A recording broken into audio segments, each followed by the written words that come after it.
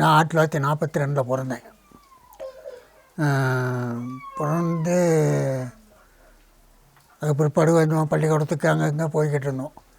இருந்து கடைசியில் தோட்டத்தில் கஷ்டம் தாங்க இல்லாத தோட்டத்தில் வேலை செஞ்சோம். வேலை செஞ்சுக்கிட்டு வெள்ளைக்காரங்கிட்ட தான் முதல் வேலை செஞ்சேன். ஐபி பென்ஷன் வேலை செஞ்சு அதுக்கு பிற்பாடு 2-3 வெள்ளைக்காரங்கிட்ட வேலை செஞ்சோம். பெரிய கஷ்டப்பட்டோம். மீனாம்பிள்ளை தோட்டத்தில் வேலை செய்ய இயலாது. ஆனால் அட்டை அவ்வளோ இல்லை, ஆனால் வேலை செய்ய இயலாது. அது பிற்பாடு அந்த வேலை இந்த வேலை எல்லாம் கஷ்டமான வேலைக்கெல்லாம் இருந்தோம்.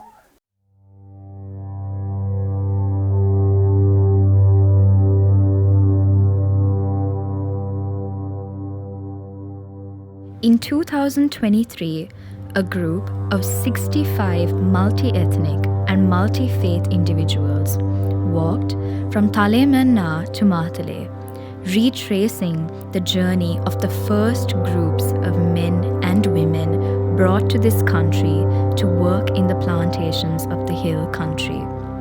Starting 200 years ago, thousands landed in Thalaimannar and made the dangerous trek on foot to Matale.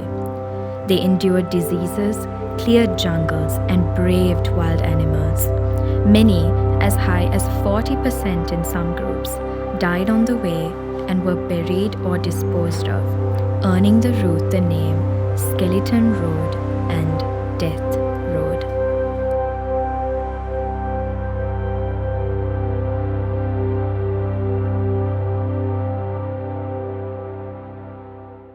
இன்றைக்கு 200 ஆண்டுகளுக்கு முன் இந்தியாவிலிருந்து எங்களுடைய இலங்கை மண்ணை வந்து அடைந்த மலையக மக்களின் நாளை நினைவு கூர்ந்து தலைமன்னாரிலிருந்து இன்று நடந்து கொண்டிருக்கின்றோம்.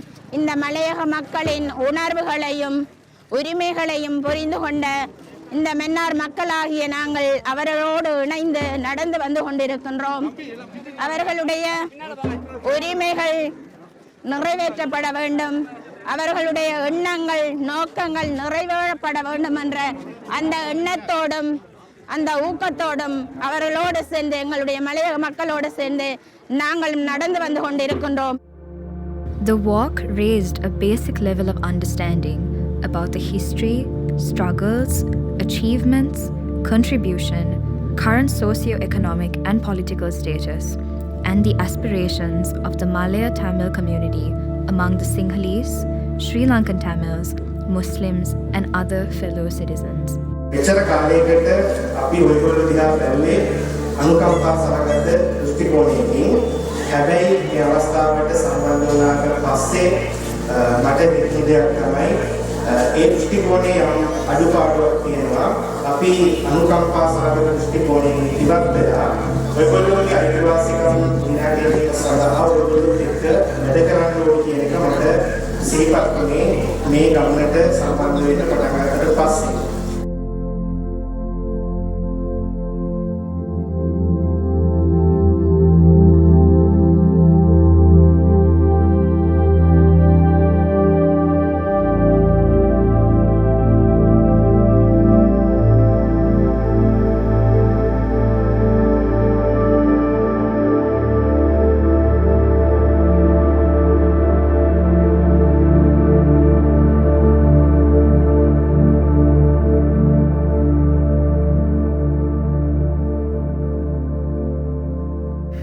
ஆயிரத்தி 1980 பிறந்திருக்கேன்.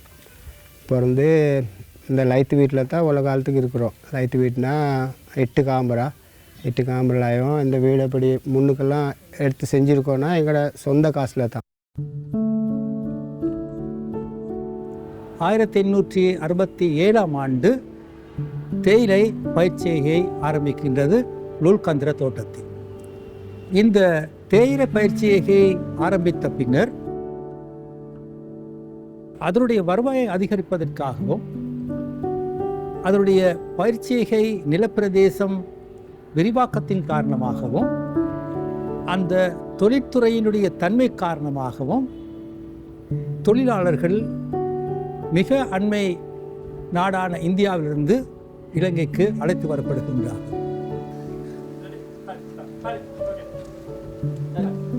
எங்கள் தாய் தப்பா இந்த நாட்டுக்கு வந்து 36 வந்திருக்காங்க. வந்து நாங்கள் பிறந்தது 1942 46 பிறந்து தோட்டத்து ஸ்கூலில் தான் படித்தோம். தோட்டத்து ஸ்கூலில் படிக்கும்போது அந்த நேரத்தில் படிப்பு வந்து இந்த மாதிரி கண்டிஷனில் படிப்பில் சும்மா உடுப்பு உடுத்தாமல் சும்மா கால் சட்டை சும்மா சப்பாத்து கூட போட மாட்டோம். சரி சும்மா ஊத்தையோடு தான் ஓடுவோம் ஸ்கூலுக்கு. அங்கே போய்ட்டு படிப்போம். படிச்சுட்டு படிப்பு நல்லா படித்து கொடுத்தாங்க தான். படிச்சுருந்தா அந்த நேரத்தில் கருந்துறதுக்கு யாருமே இல்லை. வீட்டுகள்லேயும் கருந்துறதுக்கு அந்த காலத்தில் உள்ள பெரிய மனுஷர்கள் எங்களை ரொம்ப முன்னேற்றத்துக்கு விடலை. இப்போ பிள்ளைகளை படிக்க வைக்கிற மாதிரிக்கு அப்போ படிக்க வைக்கலை. Their labor was the foundation on which the plantation Raj was built by the British in this country. They were an essential component of the colonial enterprise. This community was the second largest ethnic group at the dawn of independence.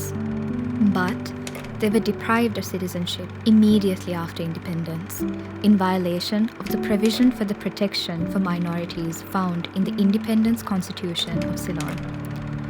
Thereafter, many were subjected to arbitrary and involuntary repatriation to India. These greatly diminished the political status and socio-economic well-being of this community. Through bilateral agreements with India, including the Sirima Shastri Pact and Sirima Indira Pact, tens of thousands were expatriated to India and thousands made stateless. The community was not properly consulted. This caused immense anguish among the members of this community, many of whom were separated from their kin. It took several decades of struggle to resolve the statelessness issue and to grant formal citizenship to members of this community. But progress on many of the other political, administrative, and socio-economic areas also remain slow and limited. இந்த மக்கள் அழைத்து வரப்பட்டவர்கள், ஆனால் அடிமைகளாக அழைத்து வருகின்றார்கள் என்பதை தெளிவாக குறிப்பிட வேண்டும். எனவே பிரிட்டிஷார் இந்த மக்களை அடிமைகளாகத்தான் கொண்டு வருகின்றார்கள். வருகின்ற போது அவர்களுடைய மனித உரிமைகள் தொடர்பாக எந்த விதமான சிந்தனையும் இவர்களுக்கு இருக்கவில்லை. அடிப்படை மனித உரிமைகள் தொடர்பாக, பிரயாணம் தொடர்பாக, உணவு தொடர்பாக, சுகாதாரம் தொடர்பாக, பாதுகாப்பு தொடர்பாக எந்த விதமான முன்னேற்பாடான நடவடிக்கைகளும் எடுக்கவில்லை என்ற குற்றச்சாட்டை நாங்கள் வைக்கின்ற அதே நேரம், இந்த முன்னேற்பாடான நடவடிக்கை இன்மையின் காரணமாக வருகின்ற வழியிலே பல லட்சம் பேர் மரணிக்கின்றார்கள். அதே போன்று இந்த உயர்வான பிரதேசங்களுக்கு செல்லுகின்ற போது கூட, அங்கு தங்களுடைய வாழ்க்கையை ஆரம்பிக்கின்ற போது கூட பல லட்சம் பேர் அங்கே மரணிக்கின்றார்கள். எனவே நாங்கள் கூறுகின்றோம், அவர்கள் மரணிக்கவில்லை, பிரிட்டிஷார் அவர்களை படுகொலை செய்தார்கள் தங்களுடைய பொருளாதாரத்திற்காக. මගේ නම සත්‍යශීලන් උඩවුසලා ප්‍රදේශයේ එම්.එස්.ට වත්තේ ඉඳලා තමයි මම එවෙලා ඉන්නේ. වතුවල ඉන්න කට්ටිය ඇවිල්ලා ඔක්කොම ලයිමර්ස්ෙන් තමයි ඉන්නේ. ටොයිලට් එකක් නැහැ. ඒ විදිහම ගෙවල්වල ඉන්නවා 8 දෙනෙක් 5 දෙනෙක් 8 දෙනෙක් 10 දෙනෙක් ඉන්නවා. ඔක්කොම අඩි 8 කාමර දෙකකින් තමයි එහෙම ඉන්නේ. කුස්සියත් එක ඔයා ගන්නත් ඕනේ, ඒකෙම නිදා ගන්නත් ඕනේ. ඒ වාගේ ඉන්නවා කට්ටිය. ඒ වාගේ කට්ටියට නිදාසක් දෙන්න ඕනේ. මේ අපි ඇවිල්ලා දැන් අවුරුදු 200ක් වෙනවා කඳුරට ජනතාවෙන් අපි මේ රටට මේ වෙඩිම ලාභය අරන් තින්නේ අපි තමයි. තේවලින් තමයි අපි මේ ලංකාවට මුදල අරන් දෙන්නෙම අපි ඩොලර් අරන් දෙන්නේ අපි තමයි. අපිට කිසිම අයිතියක් දෙන්න. මටත් වෙලා තිනවා මං මේ රටෙන් ඉන්න කීර්ති ගණාපු කීඩකයෝ. ඒ වුණාට මටම කරලා දෙනවා මං අපි පරම්පරාවේ ඉඳලා කොටුව කරගෙන ඉන්නවා. ඒකින් තමයි වගාව කරලා අපි ජීවත් වෙන්නේ. ඒකින් ගොඩි කාමරයක් ගන්නට යනකොට වත්තේ ඉන්න මාතුරු ඇවිල්ලා මට ගේ අදන්න එපා කියලා මේ කණු දාලා තියෙනකොට මගේ සල්ලි වලින් කණු දාලා මේ ගේ අදන්න යනකොට ඒ කට්ටිය අදන්න එපා කියලා කොමිසාරිය වෙනකන් ඇවිල්ලා නතර කරලා ඉතින් මට වැඩ කරන්න වෙන්න දැන් අවුරුදු 2ක් වෙනවා. මමට දරුවෝ 3 දෙනෙක් ඉන්නවා. අපි ඔක්කොම අම්මා තාත්තලා ඔක්කොම එකම ලයිමස්සේ ඉන්නේ. ஆனால் நாங்கள் பெண்கள் மழையிலையும் தண்ணியிலையும் எத்தனையோ மக்கள் கஷ்டப்பட்டு வேதனைப்பட்டு இந்த நாட்டில் நாங்கள் இருக்கோம். ஒரு நேரத்தில் எனக்கு வேகரம் தெரிஞ்ச காலத்தில் நான் 10 ரூபாய்க்கு ஒரு ரத்த பான் வாங்கி நான் பொழைச்சிருக்கிறேன். இந்த நேரத்தில் இந்த பிள்ளைங்களோ பெரிய ஆளுங்களோ வயசு போன மக்களோ சின்ன குழந்தைங்களோ எவ்வளவோ கஷ்டங்கள் படுறாங்க, துன்பங்கள் படுறாங்க, துயரங்கள் படுறாங்க. அப்போ இப்படியே வாழ்ந்துக்கிட்டு வந்த பிறகு அதுக்கு பிறகு நாங்களும் ஒரு 70-72 கொஞ்சம் கொஞ்சமாக சம்பளத்தை கூட்டினாங்க. கூட்டி எங்கள் வாழ்க்கை வந்து இந்த லைஃப்லேயே தான் வாழ்ந்துக்கிட்டு இருக்கோம். இன்னும் வெளியில் எங்கிட்டு போகலை. பிறந்து வளர்ந்தது இதே லயம், இதே தோட்டம். இந்த இதுலேயே தான் எங்களுக்கு கல்யாணம் செய்து எங்களுக்கு 4 பிள்ளைகளை கல்யாணம் கட்டி கொடுத்து 4 பிள்ளைகளை கல்யாணம் செய்து கொடுத்தோம். கையில் காயமற்றதெல்லாம் எப்படி நீங்கள் எவ்வளோ நாள் வேலை செஞ்சீங்க இதெல்லாம் கேட்குறோம். உங்களுக்கு எப்படி எவ்வளோ நாள் எப்படி இருக்குது இந்த கை காயெல்லாம் அப்படி காயமற்றது? இதெல்லாம் வந்து 16 வயசுலேருந்து இருக்குது. சாதாரணமாக எத்தனை வருடங்கள் நீங்கள் வேலை செய்கிறீங்க? 25 வருஷம். 25 வருஷம். 25 வேலை செய்யும் போது உங்களுக்கு இதில் என்ன மாதிரி மாற்றம் ஏதாவது இருக்கா உங்களுக்கு? நம்ம எஸ்டேட்டில் தொழில் புரிகிறோம், இல்லாட்டி மனசுக்கு ஏதாவது கஷ்டம் அந்த மாதிரி ஏதாவது இருக்கும்? மனசுக்கு கஷ்டமாக இருக்கையும் தானே இவ்வளோ தூரம் வந்தோம். இங்கே வந்ததுக்கான காரணம் என்ன? எங்களுக்கு எந்த விதமான சலுகை வாய்ப்பு எதுவுமே இல்லை. அதெல்லாம் எங்களுக்கு வேணும். எங்களுக்கான உரிமைகள் வேணும். எங்களுக்கான தனி வீடு வேணும். நாங்கள் சுதந்திரமாக ரோட்டில் நடக்க எங்களுக்கு ரோட்டு வசதி வேணும், குடிநீர் வேணும். பல பிரச்சனைக்கு மத்தியில் தான் நாங்கள் அந்த கை வருத்தத்தில் கொழுந்தெடுத்து கொடுக்குறோம். அப்படி இருந்தும் எங்களுக்கு வருமானம் பத்தாது, சாப்பாடு கஷ்டம். தண்ணி அங்கங்கே நிறுவனங்கள் தண்ணி எடுத்து கொடுக்குறாங்க, ஆனால் எங்களுக்கு குடிக்க தண்ணி பத்தாது. கிழமையில் ஒரு நாள் தான் தண்ணி வருது. அதுவும் அரவர் 15 நிமிஷம் போடுவாங்க, கூடுனா அரவர், அவ்வளவு தான். ஒரு கிழமைக்கான தண்ணி பூரா நாங்கள் பிடிச்சி வச்சுக்கிட்டு தான் நாங்கள் வேலைக்கு போகிறோம். அது வெயில் அடிச்சிட்டா வராது.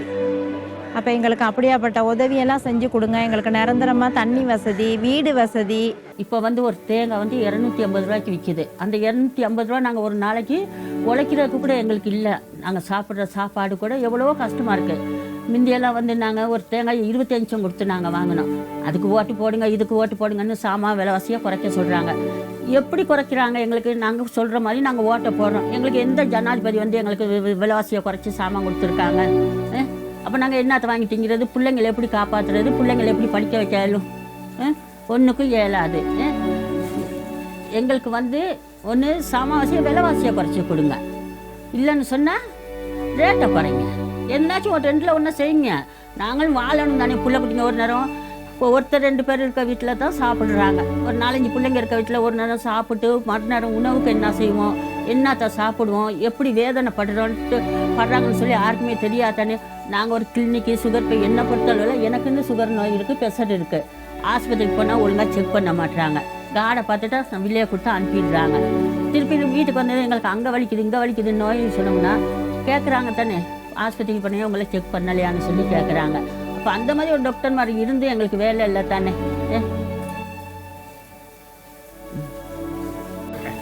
எங்களுக்கு பிரதானமான ஒரு ஆஸ்பத்திரி ஒன்று இருந்துச்சு, கிளங்கன்னா. அந்த ஆஸ்பத்திரிக்கு முந்தி சொல்லுவாங்க மணிக்கந்தட்டு ஆஸ்பத்திரின்னு.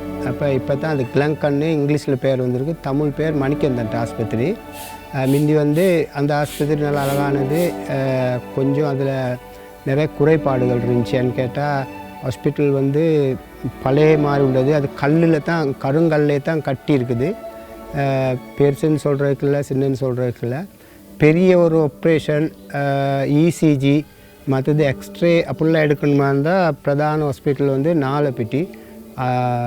மற்றது அதுலேயும் ஏலாட்டி போனால் கேண்டி பேராதனியை அது ஒரு காலம் செஞ்சாங்க. அப்படி இருந்துச்சு. அப்புறமேலே எங்களுக்கு இந்த ஹாஸ்பிட்டல் ஒன்று கிஃப்டாக கிடச்சி இந்தியன் நரேந்திர மோடின்னு அவர்னு ஒரு பெரிய ஒரு ஹாஸ்பிட்டல் கட்டி எல்லா விதமான அறைகளும் அங்கே இருக்குது. ஸ்கேன் இருக்குது, இசிஜி இருக்குது, எக்ஸ்ரே இருக்குது, ஆப்ரேஷன் வார்டு, சகல சம்பத்தும் இந்த ஹாஸ்பிட்டலில் இப்போதைக்கு காணப்படுது. முழுமையாக வைத்தியத்துறை இலங்கை அரசாங்கத்தின் கீழே வரவில்லை. இந்த நிலையில் அவர்களுடைய சுகாதாரத்துறை வைத்தியத்துறை கைவிடப்பட்டதன் காரணமாக இந்தியா கிளங்கன் வைத்தியசாலையை கட்டுகின்றது. அதற்கு அடிப்படை தேவைகளை எல்லாம் அவர்கள் தான் நிறைவேற்றுகின்றார்கள். இது இலங்கை அரசாங்கம் மலைய மக்களுடைய சுகாதாரத்துறையை கைவிட்டது என்பதற்கு அடையாளமாகத்தான் கிளங்கன் வைத்தியசாலை இருக்கின்றது என்று நாங்கள் குறிப்பிடுகின்றோம். இந்த கிளங்கன் வைத்தியசாலை இந்திய அரசாங்கம் ஏன் கட்டிக் கொடுக்க வேண்டும்? அது அவர்களுடைய அரசியல் தேவைக்காக, அவர்களுடைய அரசியல் ஆதிக்கத்துக்காக கட்டிக் கொடுக்கப்பட்ட ஒன்று. The political status of the community and the socio-economic well-being are closely linked. Prolonged periods of discrimination, statelessness, disenfranchisement, and the decline of the population that followed continued to cast a long shadow to date and have shaped the contours of our demands. The cycles of structural violence that oppress them, the resultant internal and external displacements, discriminatory and unfair treatment, and continued marginalization suffered by this community have added greater urgency to our appeal.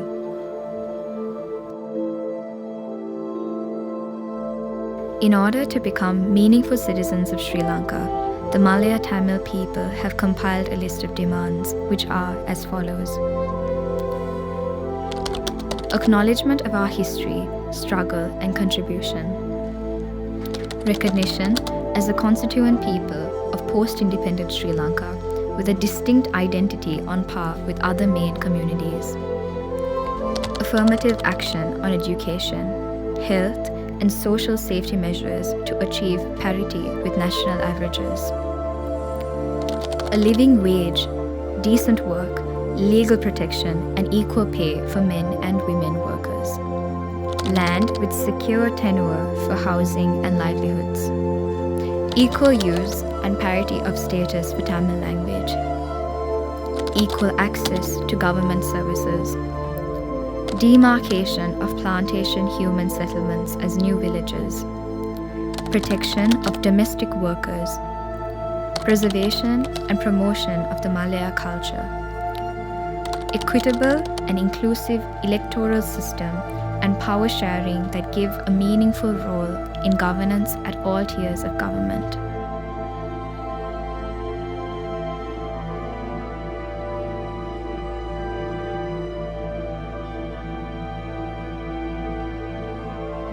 The demands articulated by the Malaiya Tamil people since independence have included their recognition as full-fledged citizens on par with Sri Lanka's other communities.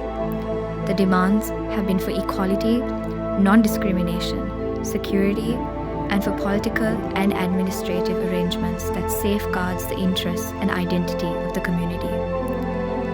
These demands were made so that the community will have the requisite voice and power to live with dignity, self-respect, peace, and security, and manage the affairs of its people who live in a concentrated manner in the Nuwara district and in a dispersed manner in several other parts of Sri Lanka. We invite you to join the campaign.